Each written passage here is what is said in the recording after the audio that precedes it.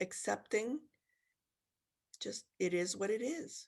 And maybe what you're sensing is unpleasant, which means that awareness is going to help you make a change. Or maybe it's very pleasant and you just are receiving it. There's a few tips I have. I don't have a lot of time to talk with you this evening about this, something I could go on and on about. But let me give you a few suggestions on ways to, just really simple ways to be more mindful. Probably one of the most powerful ways is simply to step outside. And what a beautiful time to do that, right? Step outside, take a deep breath, and really look at what's going on in your yard or your space. So much beauty around us, right? Look at the trees, look at the flowers, notice the sun and the sunrise and the sunset. Simply take in nature and feel that breath of fresh air can be a reset for us.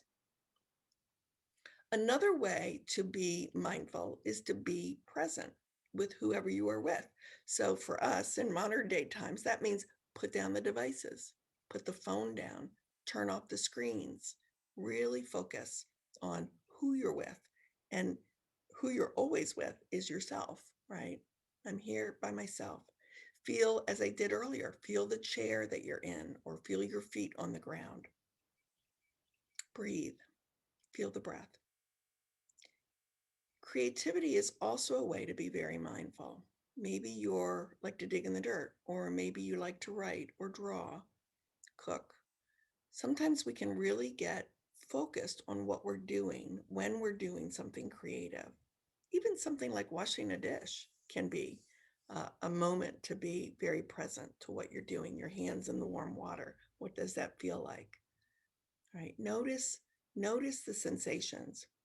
So another sort of, I'm going to hand this over to Bonnie in just a minute so that she can teach us some breathing exercises. But one way to do it is to sort of yawn and stretch, right?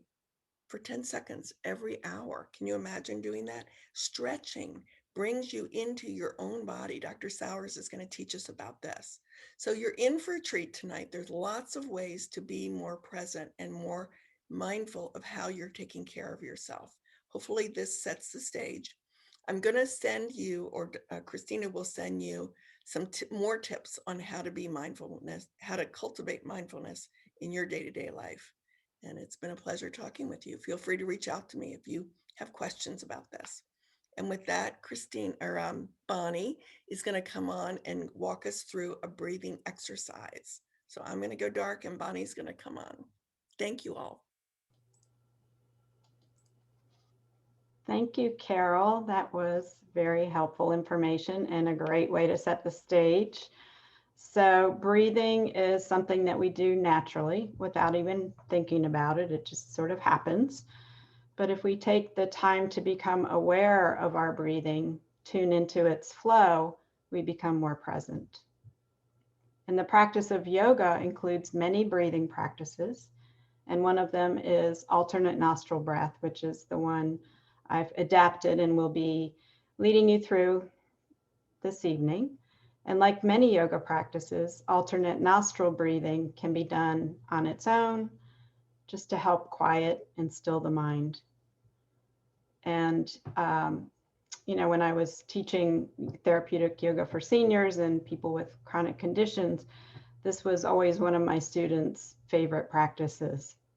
Again, it's alternate nostril breath.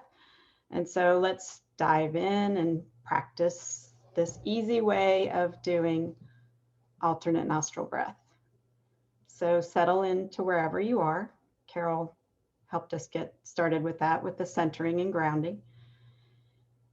And then find your feet connected to whatever surface they're resting on and just press them gently to bring awareness to the bottoms of your feet. And for this practice, no one's watching you. So you can close your eyes if that's safe and comfortable for you. And then take a deliberate breath in through your nose if you're not congested, and just let it out. And then take a couple more breaths in and out. Easy flow of breath. And you might imagine your breath as a ray of light or a stream of air that's your favorite color, or a river, whatever it is that can help you sort of connect with that. If you're not accustomed to doing a practice like this and following or bringing attention to your breath, sometimes it helps to be more tangible by giving it an image. And then bring your attention to the sole of your left foot. And with your next inhale, draw the breath in through the sole of your left foot and imagine it flowing up the left side of your body, all the way up to that space between your eyebrows. And here, turn the breath around and exhale it down the right side of your body and out the sole of the right foot. And then with your next inhale, draw the breath in through the sole of the right foot, up the right side of the body, all the way up to the space between your eyebrows, turning it around, exhale down the left side and out the bottom of the sole of the left foot. And then inhaling left, imagining that flow of breath all the way up the left side to that space between your eyebrows, the top of the bridge of the nose, turning it around, exhale down the right side. Inhale right, all the way up. Exhale left, all the way down and out, and then continue for a couple more rounds. So whichever sole of the foot that you exhale, that's the same sole that you will inhale. And just continue this breath without straining or forcing. If that starts to happen, just let your breath be normal and natural for a few moments until you might feel comfortable resuming this alternate nostril way of breathing.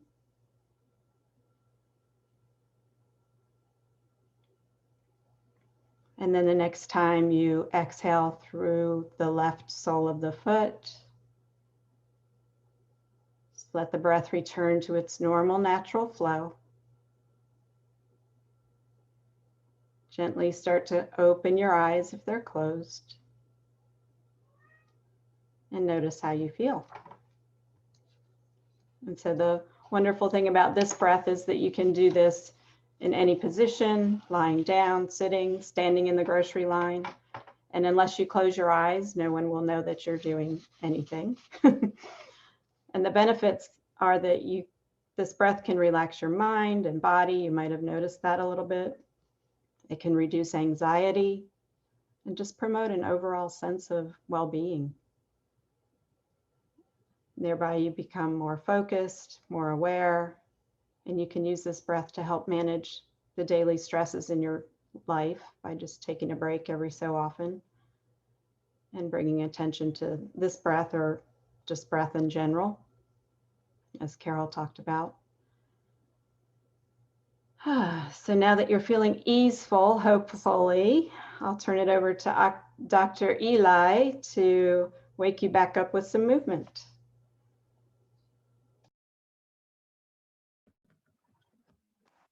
Hello, everyone. My name is Dr. Eli. So relaxed now, I'm probably going to forget what I was talking about. Bonnie did a great job there. So I'm on here to talk about movement, and I don't want to get anybody disappointed. We're not going to be doing jumping jacks or anything while I'm on here. And really, the first thing that came to mind when I was told to talk about movement is, what are some practical things that I could give you that can help you? Number one, as the caregiver, but also simple exercises that we can be doing at home with those that we're caring with. Because obviously we want to make sure that everybody's at their best, and the self-care part starts with you, but we want to pass that along as well. I'm going to screen share. I have a short presentation, and I messed up how to screen share.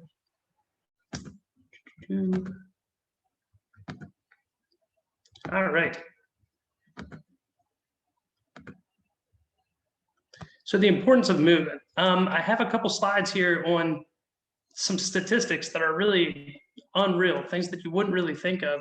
And it's really just about moving, just about getting going, just about walking. Exercise has been proven to reduce cancer, reduce heart disease, improve circulation, lower blood pressure, increase energy, improve brain function, things that all of us should be hyper aware of constantly. And when we talk about self-care, these are things that we can really add to our body. Now, I'll be honest, the first place this went when it came to these practical exercises, as the chiropractor I am, first thing I thought of is how we can help with posture. Now, I do have some statistics here that I kind of forgot about. And the chances of cancer in sedentary males, 61 to 81, 33%. Now, just walking 2 miles a day, just being active enough to walk 2 miles a day, decreases all the way to 5%, which sounds almost unreal. We don't really correlate cancer with a sedentary lifestyle, but those kind of things go together. Now, total death from all diseases is reduced by 50% just by walking 2 miles a day, just by getting out, just by being active. So that really, portrays how important it is just to stay on your feet. Now, again, this is kind of where I was going with that. The exercises that I would like to go over, the first two specifically, it's all about maintaining posture. And as we get older, posture becomes all the more important. Though it's an issue now with our younger generation, constantly texting, I'll touch on that in a second. But by maintaining posture, what we're doing is reducing muscle tension, and the top of our neck, the top of our back, shoulders, lower back, all of that muscle tension can be reduced. And in our body, we have these backwards curves. So in your neck, you have these nice backwards curves. Now, when we start losing that curve, when our head starts coming forward, when we age, that tends to happen, as well as being on a computer all the time. Our head starts coming forward, all those muscles and tendons are just constantly stretched and pulled. They just never have an opportunity to relax. And that's something that down the road is going to cause a lot more issues. It's also going to cause more degeneration, because in that backwards curve, there's weight-bearing properties. That's how our body was designed, to bear the weight of gravity. And you're carrying around that 11-pound head all the time. And for every inch forward, you're effectively adding about 10 pounds. So that's going to cause degeneration to speed up. And again, as we age, that degeneration process is going to become quicker and quicker, kind of increasing exponentially. So we want to do what we can to slow that down. And then just generally preserving the spine. Again, as the chiropractor I am, I can't help but think the nerves exiting the spine, they have these nice specific holes. And when we start losing the curve in our spine and we start degenerating and losing that disc height, we start putting pressure on those nerves. And that pressure on the nerves is going to cause our muscles to be weaker. It's going to cause pain going down the arms, the legs. And that's obviously something that we want to avoid. So when I talk about the head going forward, I'm talking about some forward head posture. And as you can see via this little graph, I'm sure you know people that are like this, and maybe you're one of those people that are like this. The head goes forward, we put a lot of extra stress on the top of the shoulders. Again, feels like you always need that massage. So these exercises are going to be really simple, and it's going to be something we can do at home. We can start today with. We give it to people in the office all the time. We even work on them ourselves. So the first exercise is called Head Retraction. And this is super simple, and please do this along with me. All we're going to do with head retraction is bring our head back. This guy's putting his finger on his chin, and it's just like you're pushing your head. But you're keeping your head on that level plane where you're not tilting up or down. But when you pull your head back, you're strengthening these muscles in your neck. Those muscles, when they're strengthened, when they're working the way that they're supposed to, will keep your head back over top of your shoulders, because that's what we ideally want to do. So we want to do those head retractions. We can also do this in the car, pushing up against a headrest or on a ball against the wall. We can add different levels of difficulty. But again, very simple, keeping the head on a plane, something that we can do at home to increase that strength in the back of our neck. I am going to give everybody a handout after this. I think it'll be sent out. It'll have a little bit more information. Now, this is another one of my favorites. It's called the Bruger Scapular Retraction. Now, this one's going to be a little bit more involved, still fairly easy. So, number one thing that we want to do is keep our elbows in tight to our chest. Now, that's going to be the most important part, and that's the part that people forget, and this exercise becomes too easy. So, the elbow's tight into the chest. You want to make a fist, little thumbs up like this. We want to make a W, retracting out like that. and you're going to feel that squeeze in between your scapula. So what we're trying to do there is strengthen the muscles in between the scapula, and we want to stretch out the muscles on the front. That's going to de-round those shoulders, and it's also going to bring the head back. So what it looks like from the side, you're just Wing out.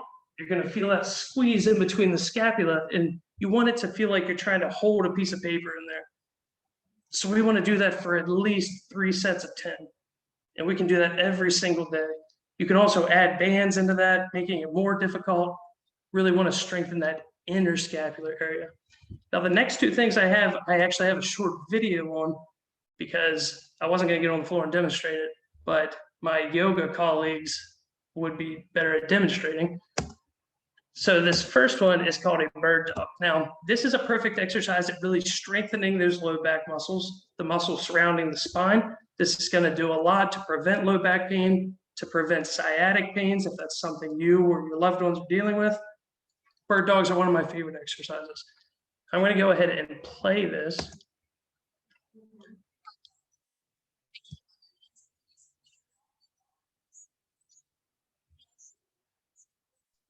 We can't hear the audio, Dr. Souder. All right. That's okay. It's pretty boring audio, but essentially what you want, front leg going out straight, opposite back leg going out straight. And you're just making a straight line on both sides, maintaining a straight spine position. And what that's going to do is really strengthen the core, strengthen those low back muscles. It's a great exercise, again, for preventing and treating low back pain.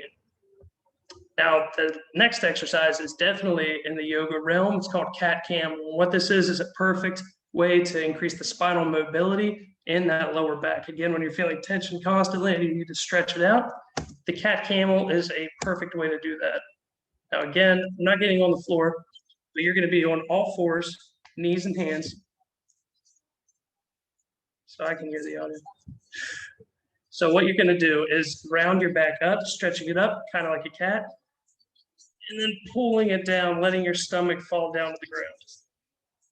Again, this is great for stretching out those interscapular areas, but also for increasing the mobility of the lower back.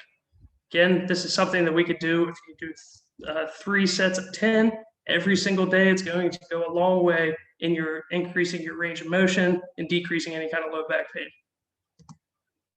And then just overall, movement is life. Stay active, stay healthy, move daily, get outside as much as possible, get the vitamin D, get your circadian rhythms together. You need to be outside, which is a tough thing to do right now, I understand. And then I'm gonna just throw this in here, get your spine checked regularly.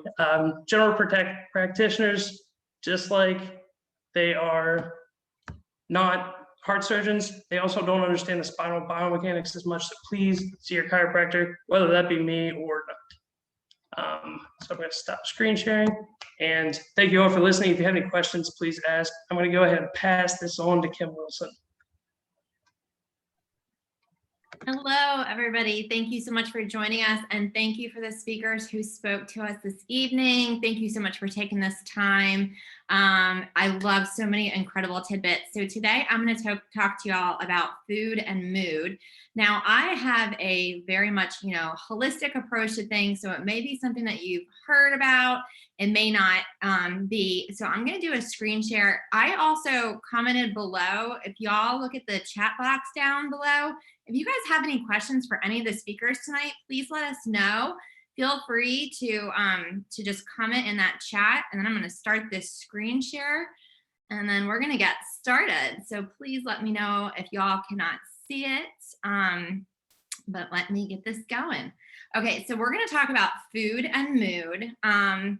There's a lot around food and mood. So did you guys know that our brains are wired to actually want good nutrition, like good, healthy nutrition, whole foods? Like, think back to what our ancestors ate. My family had a huge farm, so often I think back to what did they grow, what did they have, what did that look like? Poor mood can actually damage our health, our overall immune system, different parts of it. And mood and how we think can be linked to weight loss, to weight gain, different things with weight management. And our bodies do respond to things differently. I often speak to something called bio-individuality. So one person's pleasure could be another person's pain. So it's really specific on your own individual blueprint. And there is that gut axis combination with the gut and the brain. So we have neurotransmitters that are sending messages all day, every day. So it's telling us all these different things that involve around our gut and our brain. So our food, what we're eating, our digestion, it's all playing a part in our microbiome, in those neurotransmitters, in our overall health, how we are properly digesting. This is spring. So spring is liver. We want to be supporting the liver. We're coming out of hibernation. We're just like the animals in a sense. So we're going to be becoming more active. The liver is going to be becoming more active. We want to support the liver, which is detoxification. So that is our system to where we're going to really want to be naturally detoxing and supporting ourselves with spring foods, with seasonal eating, and things that are going to nourish our body, real whole foods. So gut health is something that is really becoming popular. Again, our gut is connected to the brain. It's been around for a really long time, but y'all have probably been hearing more light shed on it lately. So there are some things that you can do to help support your gut. Now, a lot of it was touched on today. You know, Carol had talked about grounding and slowing down and mindfulness and getting out in nature. Dr. Eli talked about ways that we can support our body, which, you know, again, the body is connected in a lot of different ways. I love how he brought in yoga, because there's actually different yoga positions that'll help aid in digestion, detoxification, and things like that. So as you're seeing here on your screen, different things like cultured vegetables, sauerkraut is one of my favorites, kombucha, different, kefirs and supplementation can help support your gut. But a lot of it does go back to lifestyle. And what happens in our microbiome and our gut is so connected to our overall health and how we think and feel.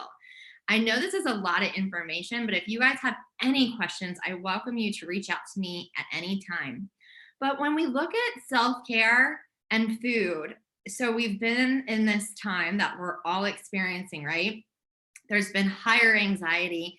We've been not wanting to go to the grocery store as much, but there has been some people that have been expanding their gardens. They've been, supporting more local farmers and farmers markets and experimenting with different things like online shopping. So when you're looking at nutrition and how you're feeling your body, I would really slow down looking at that mindfulness and asking yourself how you're feeling, what you're thinking. Is your body in that fight, flight anxiety? Are you, craving sugar or salt or things that are actually going to be not as nourishing to your body? Or would it be better to support yourself with more whole foods, more foods like our ancestors ate, right? So these are some mood boosting foods, just to give you some examples. Berries. Berries are incredibly healthy and nutritious. They are an incredible superfood. They have a lot of benefits. You can eat anything from blueberries to raspberries to strawberries. Wild caught salmon is great. It's incredible for the brain and has been linked to helping fight against depression and anxiety and things connected to the brain.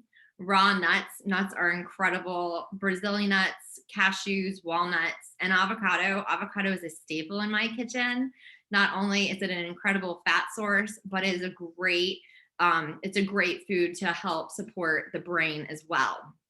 So there's all different kinds of foods that we can use, but I really want to simplify for y'all. So, Carol had mentioned tonight how when we take care and nourish ourselves, not only are we doing that for our own health and well-being, but we're able to create that ripple effect. We got to put our oxygen mask on first. It's not selfish. It is survival. It's self-care. And when we feel good and we're thinking clearly and we don't have the brain fog or the chronic, pain or feeling ill, we want to show up stronger and more joyful and happier and feeling good and having more vitality and energy. So again, what did our ancestors eat? What did our farm food look like? Those are some good questions to ask. We're going into the farmers market season. It's a great time to get out and support our farmers. Start your garden, get grounded in nature, experiment with different foods, eating seasonally. There's actually different seasons that we eat to support our health and well-being. So we're not really naturally going to want to crave crisper, lighter salads during the winter and stews and soups in the summertime. We actually want to eat with the seasons. So going into spring, looking at things like Brussels sprouts, cruciferous vegetables, lots of leafy greens. You can never go wrong with things like kale and spinach. Beets support the liver as well. Tons of herbs. Herbs are great for detoxification. Parsley, cilantro. There's so many examples that I could share with y'all. So if you have any questions, I welcome you to reach out and connect. And just slowing down to properly digest and eat your food is really, really important. There's a really healthy process that comes with slowing down. Plus, you don't want to be in that high anxiety, fight or flight phase, that state when you're trying to break down your food, because it's going to really wreak havoc on your system. And then you may experience things like bloating and digestion problems, all different kinds of slew of symptoms. And there's one thing that I often touch on called primary and secondary foods. I could talk a great deal about this. So if you have any questions, I definitely welcome you all to reach out. But what we're finding in my space in the holistic way of looking at nutrition and healing with whole foods and taking care of food and mood and dealing with pain and all the things. Anti-inflammatory is huge. I can share, lists with you guys if you have any questions about that. But when we look at how we feel around food, what we look at is our secondary food is our nourishment. It's our food, it's our fuel. Our primary foods are those things that fuel our life. It's our relationships, it's our career, our spirituality, joys and passions, our movement, exercise, things like that. They're so connected in so many ways.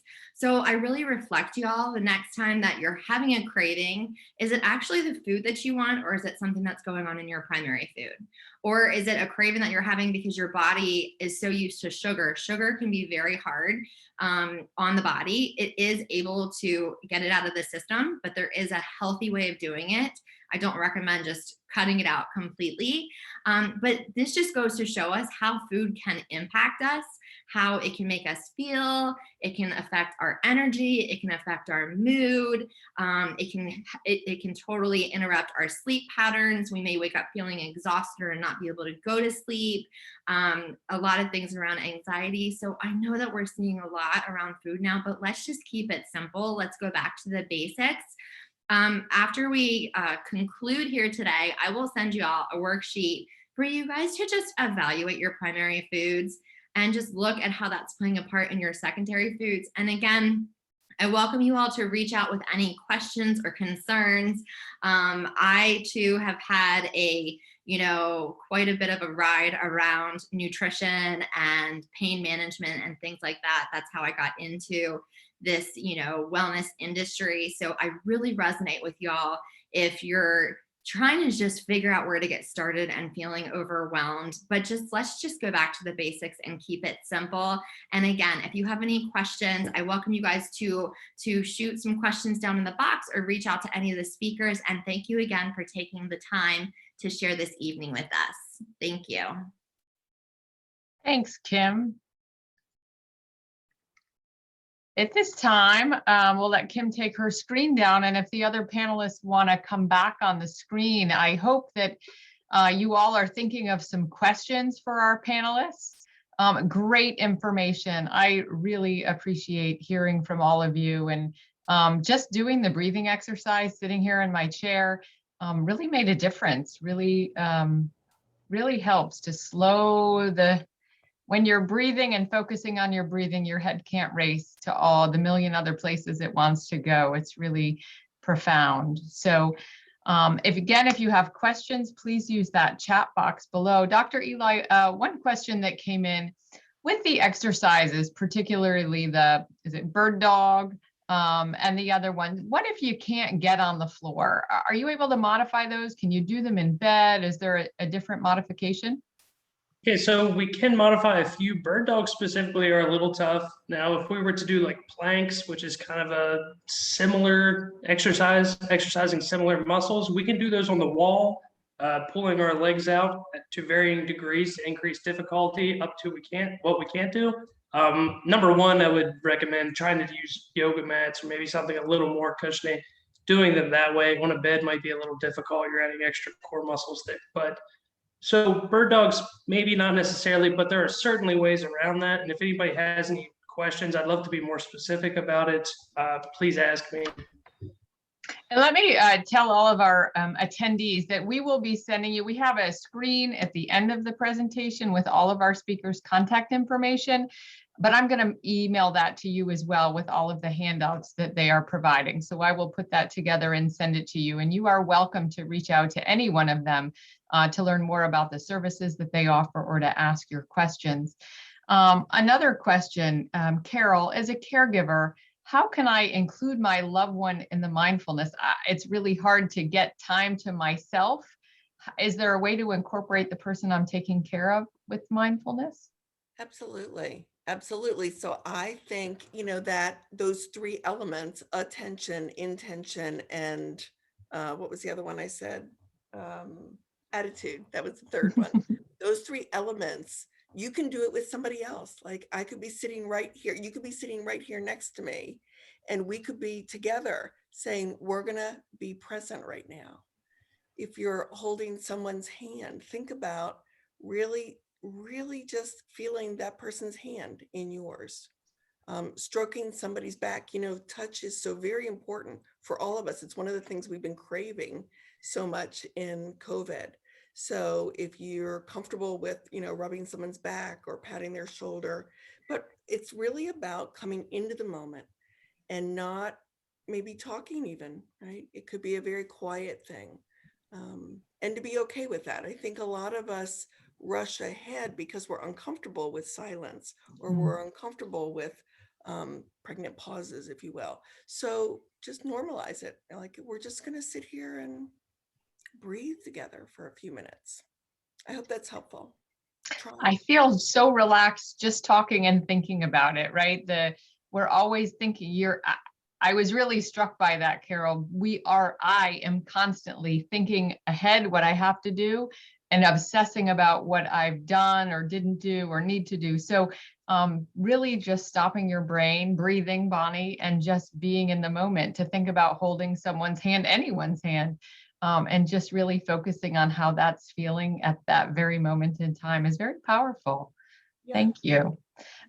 Carol had a great question, and caregivers that are there, I wonder if you would use the chat box to share, where did it go?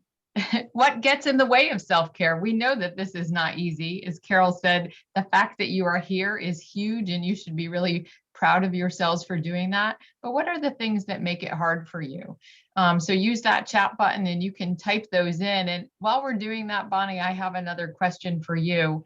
So is yoga something just for young people? I'm older, I can't get down on the ground. I just think it's going to be crazy, put your ankle behind your ear kind of stuff. Is it for me? Can I do it? If you can breathe, you can do yoga. So anybody can do it. Yes. And, it's really adaptable to someone who can't get on the floor, as the question was posed to Dr. Eli about the bird dog pose. I've done classes with people sitting in a chair. So that's pretty much accessible to most people, even folks in a wheelchair. So yeah. And then even if you can't physically do maybe the pose that's being led, if you imagine it in your mind, it still activates those muscles. Interesting. So not completely like in the same way as lifting weights or something, but if you're imagining it, you're activating muscles, you're using your brain, you're staying present, and you're participating. I will say, and this is my own personal experience, one of the silver linings of COVID is the opportunity to find so many different things online. And a quick Google search will reveal hundreds of yoga videos that you can do from the comfort at home. They don't cost anything. I do them in the morning in my pajamas, no fancy yoga clothes. So really, and look for ones that resonate with you. There's some that I don't care for. There's some facilitators that I love, and I'm just drawn to that. So noodle around and find something that feels good for your own person. Kim, did you have something you wanted to add to that? I do. So I'm currently in the process of becoming certified in trauma-informed yoga. So one, I have a chronic neck and back injury, so I'm not able to do everything that certain yoga people do. Also, there's different things that we're cognizant of when it comes to trauma-informed yoga, and also slower pace. And like today was mentioned, chair yoga or just mindfulness. So that's another thing that we're trying to do, is really step outside of that vision of what a yogi is, because there's really so many different, walks of life, and it's so beneficial in so many ways. So I really encourage anybody to not let that fear stand in your way. And there's so many classes. And if y'all want any resources on that too, about, I know Yoga More here in Frederick does a lot of stuff with slower yoga and trauma yoga. So I just wanted to make a note of that. Perfect, Kim, that's great. I actually have another question for you, Kim. It's really hard to get my loved one to eat healthy food, right? My mom is older, she's old school, she likes meat and potatoes, and she likes her sweets. How do I manage that? And how do I not have to cook different meals for everybody in the family? So those are great questions, and ones that I hear from my clients often. I'm a meat and potatoes girl too. I got Southern blood in my family. So I've actually found ways to modify my Grammy's recipes. So I do a lot of cast iron cooking. I'll do like roasted red or sweet potatoes with some rosemary and garlic. I keep very simple ingredients, like 5 less. So I'll take some of those old, traditional country style recipes and really minimize them to small ingredients and keeping it simple. And if you have family members that are craving sugary foods, try adding in things like, bananas, grapes, carrots, sweeter things that have that texture, or finding ways like roasted pears with a coconut milk. I can give you guys tons of different recipes that do feed to those things. And a lot of times, like, I work with people that are like, I'm trying to get the family involved. And a lot of them, I'm saying, why don't you take them to the farmer's market and get them to meet their farmers and ask questions and learn about where their food comes from and experiment with different recipes. I'm also a huge advocate of crock pot cooking. So if you can cook like a big batch, and then, or if you want to eat a little healthier, start to make the dish, take out what your portion is, and then you can add in what the family wants. So there are so many ways to pivot and shift. It's just maybe a little bit of creativity and add in a little dash of fun too. Excellent. I wonder if there are any other questions. Here's one. I am on call with my loved one 24/7. I'm participating in this program because my loved one's eating dinner across the table from me right now, and I can keep my eye on him. I can only focus on me completely when a healthcare aide is present in the house to care for my loved one. So that's one of this writer's challenges to self-care, that she is 24/7 on duty, and it's hard to carve out time. I am imagining that there are a number of you that also have the same experience. It's really hard to carve out time. But I hope that one of the things that you learn from the panelists here, that taking care of yourself doesn't have to involve big chunks of time. I think that's something that makes it really overwhelming. But if you focus on just the minute, while you're making the coffee in the morning, look out the window and pay attention to the birds in the yard, or put a feeder out so you can attract them to the yard. Or when you're driving your loved one to the doctor, take a minute to really notice how the sun is reflecting on the tree across the street, just finding those little moments. And Carol, you all can agree or disagree, but when you start focusing on those little moments of joy, the joy comes a little bit easier, and that can help. Absolutely. Absolutely. Christina, I agree completely that it can be these micro moments of self-care. Sometimes that's all we can do. Mhm. And I just want to encourage you to, Rosemary, first of all, thank you for being here, right? You are making this a priority just by being on the webinar. So good job. When the healthcare aide is there and you have the opportunity to take a break, I just encourage you to cultivate the habit of like, what do I really need right now?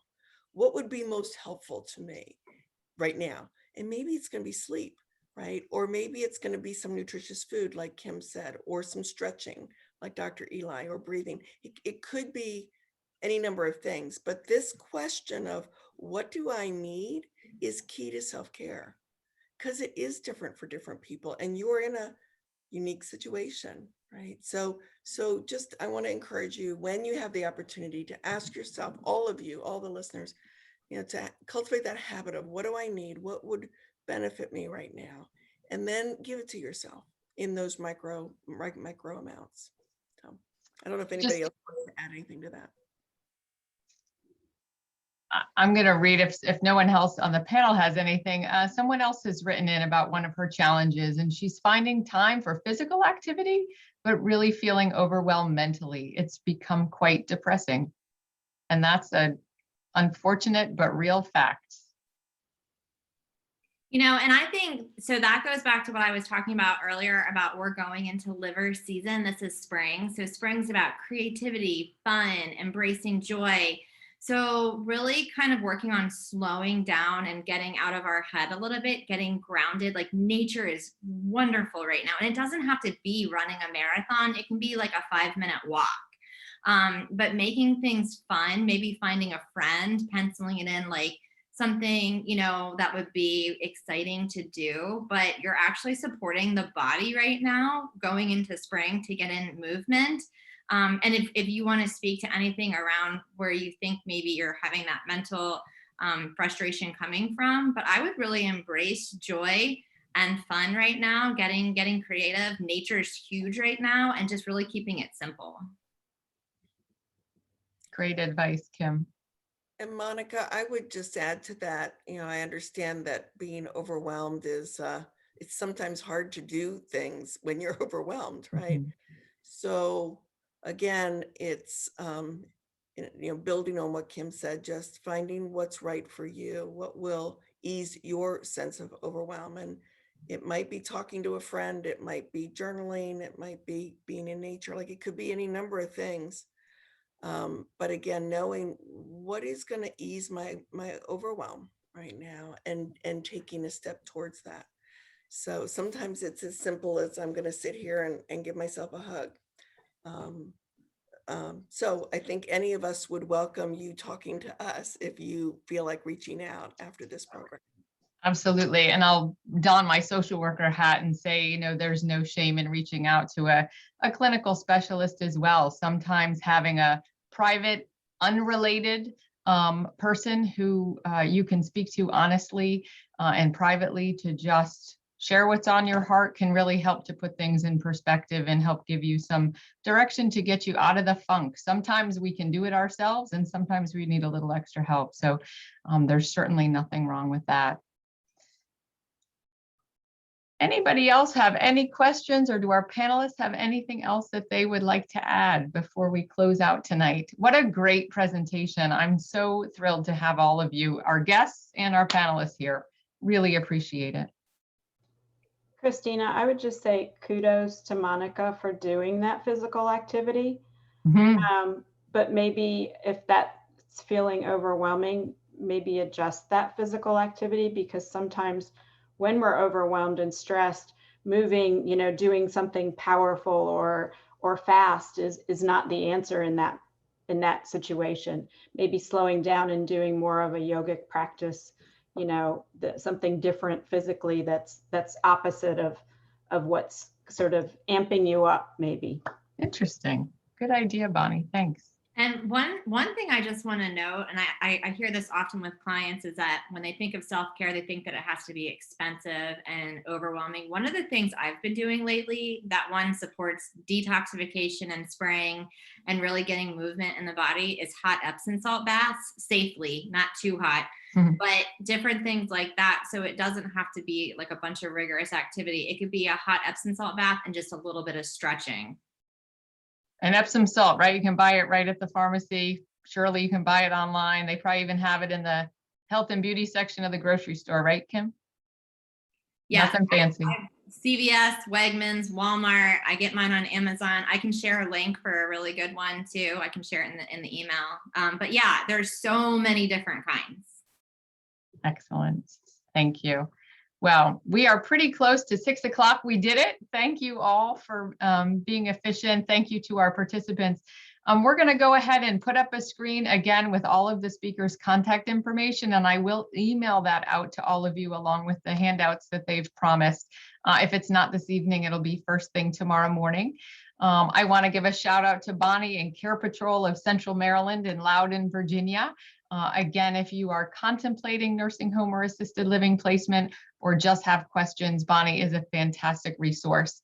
So we'll share her contact information with you again. And I will tell you that May 13th, I think, yes, May 13th is our next Compass for Caregivers webinar. Really excited to have Michelle Ross, who's a social worker at Frederick Health Hospital, talking about navigating advanced directives. So whether you have them for your loved one or you should have them for yourself, or you have questions, or maybe it's time to rethink it, I definitely invite you to join us on March 13th to learn more about how to do that and to have all of your advanced directive questions answered. So thanks. We'll put those screens up and to all of our speakers tonight. Thank you, thank you, thank you. Everybody have a good one. Bye-bye.